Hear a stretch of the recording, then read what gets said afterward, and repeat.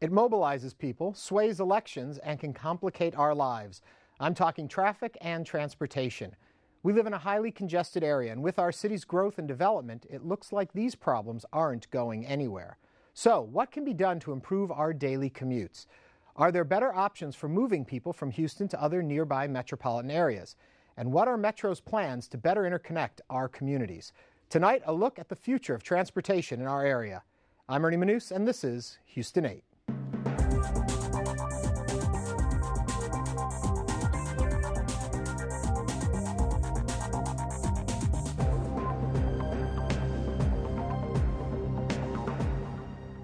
New York, Los Angeles, Chicago, and Houston. Only one of these major cities is without a large-scale mass transit rail system, and we happen to live in that city. Houston also has one of the busiest and most congested sections of highway anywhere in the U.S. Across the globe, you can move from one major metropolitan area to another at rapid speeds thanks to innovative high-speed rail. But getting from Houston to Dallas, or San Antonio, or Austin is still limited to flight or a long car ride. To advance as a major metropolitan area, a community must have good and rapid transit, from well-maintained roads and highways to commuter and high-speed rail. With the population of our area expected to double in the next 20 years, something about transportation needs to happen, and it needs to happen starting now. Joining us tonight are Maureen Crocker, Executive Director, Gulf Coast Rail District; Delvin Dennis, Houston District Engineer, TxDOT; and George Greanias, President and CEO of Metro. Thank you to all of you for being here. Sure. First thing anybody says when I say we're doing a show on transportation, my commute, there's always construction. Let's start with TxDOT. Is there a plan of construction that always keeps certain areas open so that you don't have that, or is it just so many different organizations at once that you can't control that? Well, Ernie, believe it or not, there is a plan. We do not plan to have every roadway under construction at the same time. And also in our planning, we always attempt to maintain the same number of lanes through the construction period as was there before. So if you had 4 lanes on a freeway, our attempt is to maintain 4. Now, shoulders might be narrow to go the way, the roadway might narrow, the lanes might get a little narrower, but we try to maintain that existing capacity. And it may appear to the traveling public that there's points in time here in the recent past where every major freeway in Houston was under construction, and it was pretty close to that. But with the processes we have to endure to develop projects, there's so many opportunities for time frames to expand or contract, getting these things done to bring a project to where we got barrels and concrete barrier and under construction. Sometimes it works out where there's more roadways under construction than was intended when we started the process. Give the audience a little idea. How many miles of road do you maintain in our area, in Houston? The Houston District is comprised of 6 counties, and we maintain, say grace, over 10,000 lane miles of roadway. Wow. A lane mile is 12 foot wide and 1 mile long. So we have over 10,000, it's 10,400, somewhere in that neighborhood, over the 6 counties. Maureen, let me ask you, what is the biggest challenge facing your area? Well, the rail district covers the 8-county transportation area for the Houston region, and it includes major rail lines, all the major rail lines that exist and really help this region grow since it was first started. It's a privately owned network.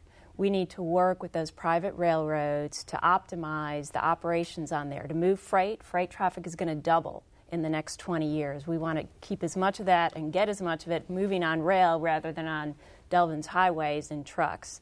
And then also we want to try to add passengers. So as people live farther out but are still coming into the city for jobs, we can get them into the city and then they can get on Metro and get to their office building. How much is being used right now of the rail district for commuters? Is there anything up there yet? Not really. There's a couple Amtrak trains that run to San Antonio, but for the most part, there are no commuter trains operating. But there are some lines that the freight railroads have very low freight volume on, and they're willing to work with us to try and fit some passenger trains in. So that's what we're trying to do. And the dream of a high-speed rail between these cities that we mentioned in the opening package, a dream or a possible reality? It's possible. Certainly if we look at the existing rail, because there are lines that go directly from Houston to the Dallas-Fort Worth area, and there's a line that goes from Houston to Austin with a little gap. So TxDOT is starting to look at that, and we're working with them and trying to make those connections so that rather than traveling to the airport and going through security and getting on a plane, you could do that on rail. And George, just recently, within the last little over a week ago, you took the helm at Metro. Yes. Why would you want that? Well, the story I told the mayor was back a year ago, she asked me to endorse her, and I didn't. And I didn't really campaign for her. I didn't give her any money. And I said, ever since you've been trying to think how you got your revenge, and this is it. Actually, it's a real honor to take on a task that I think is one of the most critical ones for the future of the region, not just for the city of Houston, not even for just Metro's service area, but for the whole region. Maureen mentioned that the Gulf Coast Rail District covers the 8-county region, and Delvin certainly has a bigger area than ours, but they all have to work together. And I think that for Metro, there are 3 really big challenges. Number one, we have to provide first-class transit services. That's our job. Day in, day out, we need to move people around. You talk about people with commutes. We take people to work. We take them to the doctor. We take them to school. We take them on shopping trips. Number 2, we need to build a great transit infrastructure, which includes but isn't limited to rail. A lot of people, because of the controversies about rail for the last 30 years, they focus on Metro. They think, oh, rail. But in when fact, you're speaking about rail, you're talking about light rail, intercity rail, as opposed to Maureen, who's talking about heavier systems, commuter rail. But we're also in the business of providing great park and ride systems. We're in the business of making sure that our transit centers are in good shape. We're making sure the HOV lanes are working well. We have a whole variety of infrastructure needs that we're trying to address. And the last piece, I think, speaks to why we're all here today as a group. Our job is to make sure we're a good, trusted partner to the community. We have to work with TxDOT. We have to work with the Gulf Coast Rail District. We have to work with the other counties to make sure that whatever we do from the customer's point of view, they don't know if it's TxDOT or Maureen's group or our group that's doing it. They just know, hey, I can get around pretty seamlessly through my community. Right. And I would say that there's a perception out there that we have a very congested area in our metropolitan area. But I think if you look at other major cities, we're no different, if not better off, than a lot of them when it comes to congestion and traffic. Is that a fair statement, do you think? I would say it's pretty fair, but we are growing faster than a lot of those cities, too. So the problems that other cities have are going to be catching us. But why do you think the perception's out there that is it just anybody who gets in a car and can't get where they want to go immediately, they complain? I think it's the same thing that we face the challenge about rail, that until you've ridden the train, and we only have 7.5 miles, but what's fascinating to me is I've never heard anybody who's actually ridden the system who hasn't come away saying, that really is a good idea. They really do it. And I think the problem we've got is a lot of us, even those of us who travel, don't spend a lot of time assessing. For example, when I'm in Chicago, my view of Chicago is it's got much worse freeway traffic situations, much more of the day than we do. Right. But we don't have all those comparisons. We know ourselves. And frankly, all of us, I was teasing Delvin one day, I probably use the freeway system inappropriately. I use it, as I think a lot of Houstonians do, as a local street. Now, when I get upset that I can't use it to get 3 blocks down the road because it's congested with freeway traffic, is the fault mine or the system's? Should I be off on a local street that would probably get me there faster? And by the way, I would not be contributing to the congestion that Delvin has to deal with. So I think that it's more perception than reality. But Maureen made the important point. It's not where we are today. It's where we're going to be 10, 15, and 20 years. And I love the people that say, well, I'm very much, for example, in favor of light rail, but we shouldn't start today. Well, if we don't start today, by the time we do need it in place, we'll be so far behind we will never catch up. Delvin's got the same challenge. Maureen's got the same challenge. Before I go into any of the rest of this, I want to ask just about the Richmond rail. Mm-hmm. On track, going forward, where are we at with all of that? The University line, which includes the Richmond stretch, is gone through the environmental impact statement phase of the federal grant process, and we're applying for federal grants for that line. So we've gotten what's called a record of decision. That's a very important milestone on moving forward. The next step for us will be to do detailed design and engineering work, which will involve a lot of communication and collaboration with the communities that are affected by the line, as well as with the city of Houston. Right now, though, my principal focus is on the north, the southeast, and the Harrisburg lines. The two that are federally funded, we're waiting for the grants, and the one that we're locally funded. We want to move those along, and university will come along behind those three lines. Now, as he does that, you folks, are you thinking in terms of, and I don't mean this disrespectfully, but are you thinking about, well, what are they doing and how is that going to impact what we're doing? Or do the three organizations pretty much work independently, and is that something that needs to change? We're not independent. But am I out there today designing or planning facilities? I'm out there doing that right now, and I'm aware of what Metro's program is, of what Maureen's looking at, of what Harris County, City of Houston, all that stuff. Our main goal is to make sure that they're able to interact, that I'm potentially not going to do something that will preclude another public entity, Metro, for example, of moving forward with an important piece of their program. The rail lines that Metro has been working on for a number of years now, trying to advance through the federal approval process. They've been working shoulder to shoulder with TxDOT on that. And so these long-term projects, these big projects, take so long to develop and advance and move through the various processes that early interaction with any other public entities that are going to touch these projects is critical, and it happens. That happens in this region. A big story that's currently in the news right now is the Walmart in the Heights, and one of the things that a lot of people are complaining about is what that's going to do to traffic. And I set that up as an example of when a major construction project is going in place, how do you folks interact with that? How much involvement is there? Is there, we wait to see what happens? Is there early planning saying, well, if this development is going to go here, and currently this is the corridor that gets it, but the streets aren't at level, how do you decide that? And how do all of you work on projects like that? Well, at Metro, we are constantly reassessing our route system for our buses and other transit services, and we are making adjustments probably every 90 days. Some of them are relatively minor, some are bigger, but we're constantly looking at where the demand is and how we're meeting that demand. So, for example, if a new major installation creates a lot of new employees who are commuting into that site, we would look to make sure that we are servicing that area because we would assume a lot of those people would want to use transit. So that's one piece. It's even better, though, when somebody who's doing development talks to us before they do development. There's a project over in the museum district, right near our museum district station, where the developer who put condominiums in worked with us, and we actually provided a signal, because he wanted to have two buildings with a street in between where people could access the garages. So we worked with them to make sure that the whole system worked in terms of his development and our needs. And, of course, he's got the advantage of advertising then, hey, you buy something here, you walk across the street, you're on the platform heading downtown into the medical center. That became a sale point for him. That sort of transit-oriented work is something we want to do ahead of the curve. It's better than catching up after the fact. Right. Maureen? Absolutely. And the rail district is doing that now on the corridors it's looking at for commuter rail, particularly along 290 and then down to Galveston. We look at where there's going to be new developments, and we've talked to developers, we've talked to the cities along the line, because that's where you see where the need is. Where do you put the stations along a 40-mile route? And that is totally tied to where the people are going to be. With what you currently have, for example, a shopping district coming into a certain area, and then they're going to need product in those stores, and a lot of stuff moves through rail. Does that have anything to do with it? Is there any concern there or no? Well, on the freight side, freight rail really serves the longer distance trips. So the Port of Houston is particularly dependent on the rail network, and the product that comes in and goes out through the port frequently travels by rail, but it's going to or coming from Dallas or the Midwest, other parts of the country.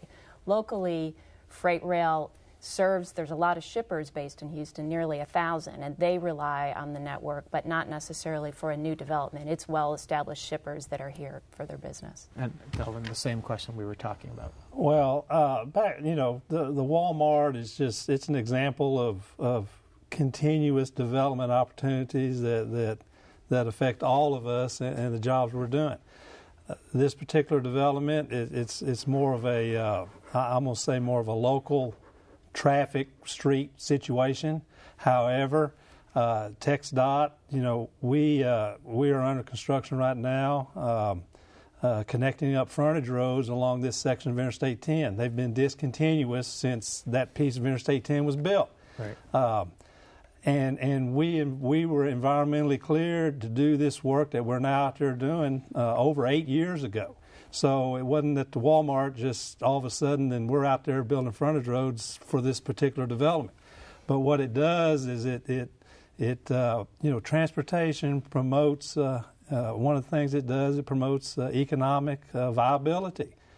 Transportation system is a main impetus towards economic vitality, and the frontage roads that we're putting in will be approached to make a tie-in for a street that's there. We'll go through a permit process. We'll analyze traffic. But this is no different than any other development that we've ever been approached with. Help me understand this. With lack of zoning in our city, even though there are deed restrictions and things like that, if somebody chooses to build something wherever they choose to build it, do they have to get clearance because of traffic on the roads? Because as we all know, there are some areas that will not handle heavy traffic like some institutions would bring. How do they coordinate all of that with your office? Well, my situation is, and sometimes we have development with subdivisions and things that go in on properties that the street infrastructure is not potentially adequate for what's coming in.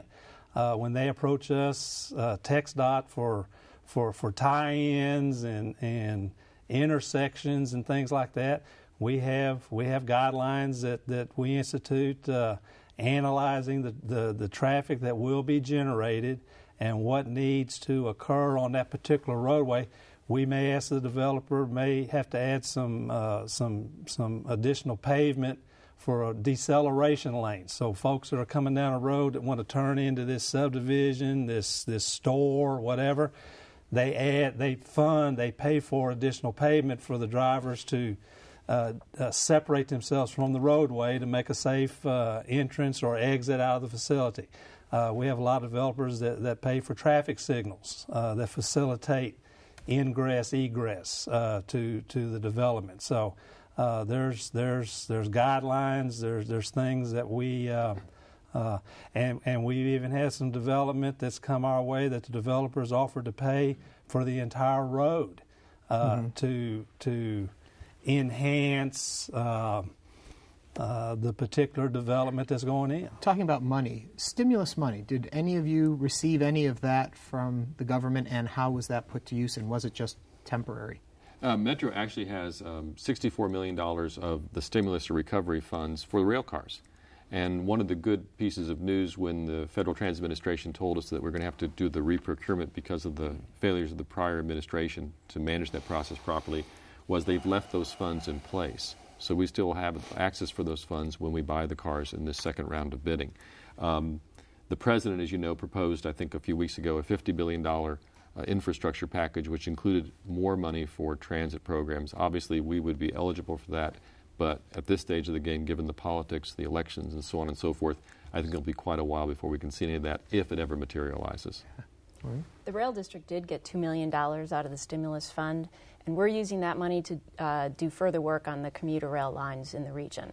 We're looking at the 290 corridor and then down the Galveston corridor and trying to develop it and get the railroads involved. We're negotiating an agreement with the railroads. But once we get past the study phase that the stimulus bill pays for, we still need the money to actually construct it and then operate it. So there's a long way to go. We're going to get to money in 1 second, but I'll give you a chance to answer about stimulus first. Well, just for the record, I did not personally receive any stimulus.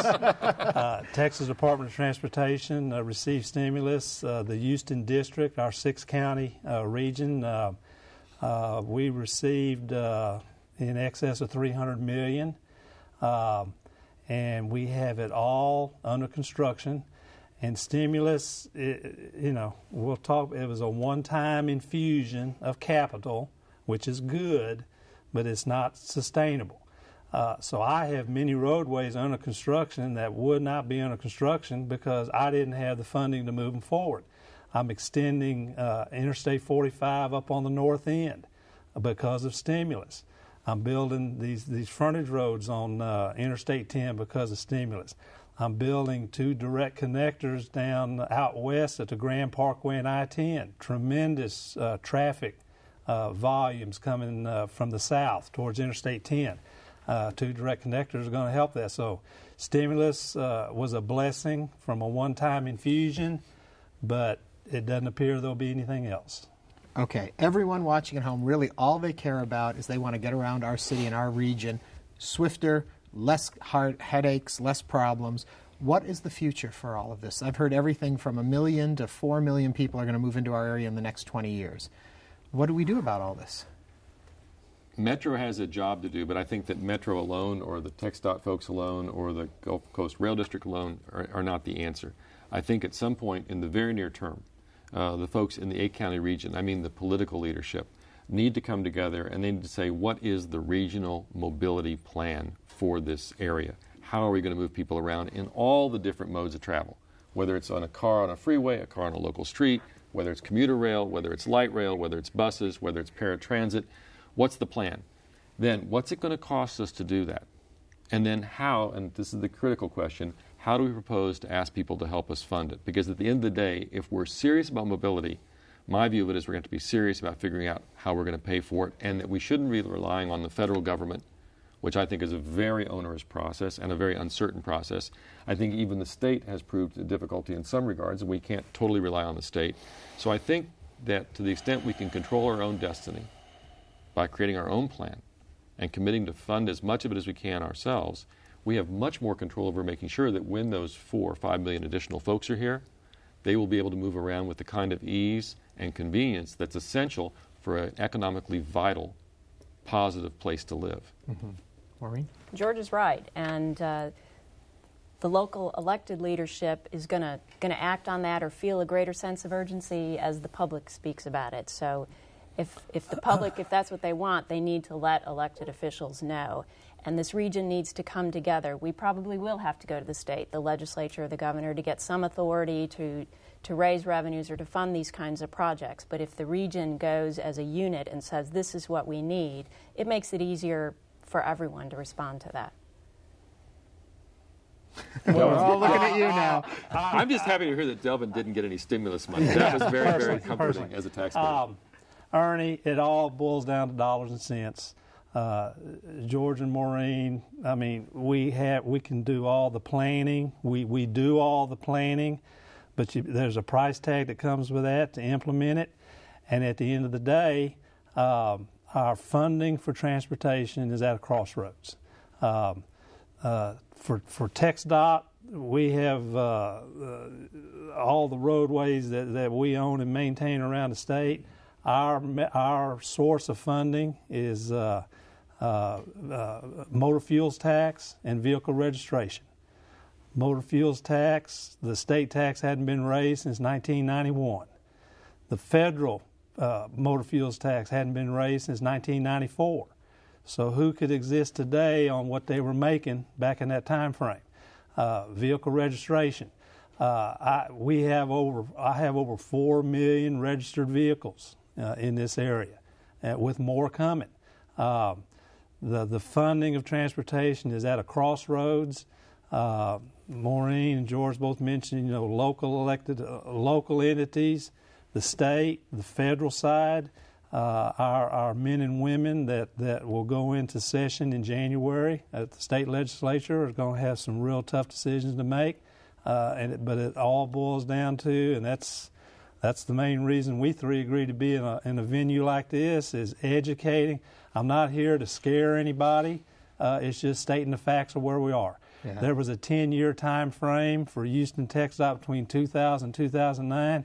We averaged construction lettings of almost $700 million a year. That's a lot of money. My letting in 2012 is going to be a little over $200 million, and that's because of the downturn in the economy, more vehicles out on our roadways that are more fuel efficient. When you go think about buying a car, one of the first things you want to know is how many miles per gallon does it get. At the end of this calendar year, Nissan, Chevrolet, they're in full market mode for plug-and-go electric vehicles. That'll be vehicles on our roadways using our systems that aren't paying any tax. So that has to be, the solution has to be arrived at for funding of transportation. They call these roads freeways. They're not freeways. Not free. I'm going to leave it at that. Okay. This is really a business decision. I mean, if you think of the community as a business, a smart business figures out where its investments should be made to get a good return on that investment. And the fact is, I'll just cite Metro as an example, the light rail, which is all of 7.5 miles, if you take out the downtown area and the medical center, both of which heavily rely on that system to get people in and out, and simply look at the spaces between, and then you look, say, 500 feet on either side of the track, you'll see about $1 billion of new investment since 2003, or 2001 actually. If you go 1,500 feet out, it's more like $2 billion. And again, that doesn't count all the work that's done downtown that relies on a rail system, or all the activity at the medical center. 38% of the folks that go into downtown are riding a Metro Transit vehicle.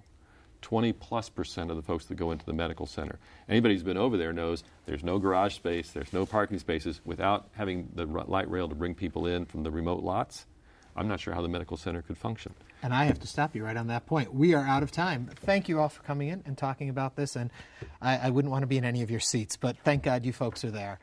Now, each week we invite you to visit our home online at HoustonPBS.org. Simply click on the local program bar, pick Houston 8, and you can join our online community. Read about the guests, learn more about the topic, and even watch past episodes. That does it for us tonight. Until next time, I'm Ernie Manous. Thank you for joining us, and have a great week.